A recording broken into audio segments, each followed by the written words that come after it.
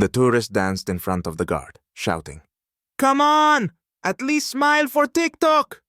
The crowd laughed, anticipating that the guard might finally crack.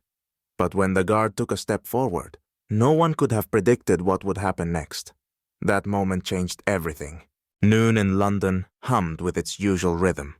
Buckingham Palace was surrounded by crowds of tourists armed with cameras and phones, snapping pictures of everything in sight: carriages, guards, and even one another. Amid this chaos, a royal guard stood motionless. His uniform was immaculate. The bearskin hat gleamed in the sunlight, and his gaze was fixed far ahead. He was the living embodiment of a tradition that had endured for centuries. In the crowd, a tall man wearing a t-shirt emblazoned with London rocks and holding a selfie stick stood out.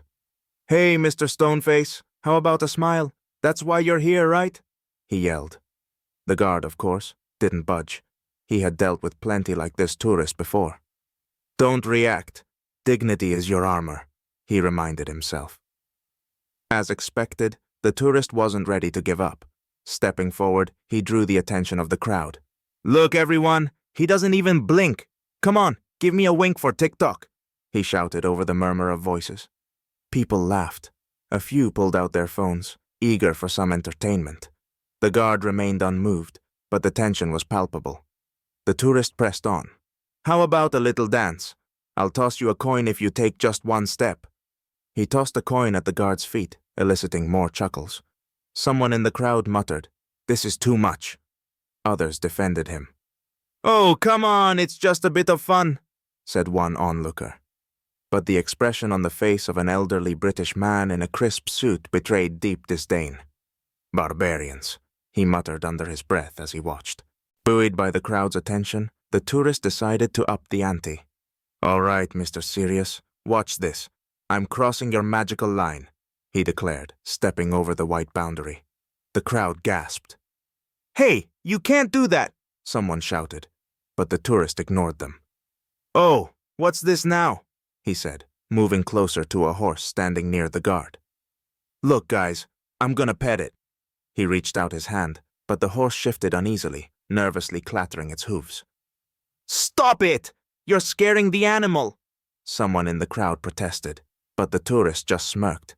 "Scaring it? Seriously? It's just a horse. It's here for us tourists to enjoy." The guard remained steadfast, but his pursed lips and tense grip on his rifle betrayed his inner turmoil. The crowd began to whisper. Even those who'd laughed earlier started to feel the situation spiraling out of control. Suddenly, attention shifted. A woman's voice rang out from the back. "Help, please!" The crowd parted, revealing a woman pushing a wheelchair, occupied by an elderly man adorned with military medals. His face had gone pale, and his breaths came in wheezing gasps. The woman looked around in panic, unsure what to do. At that moment, the guard broke protocol. Stepping forward, he set down his rifle and approached the woman. "Call a medic," he said firmly to the nearest person.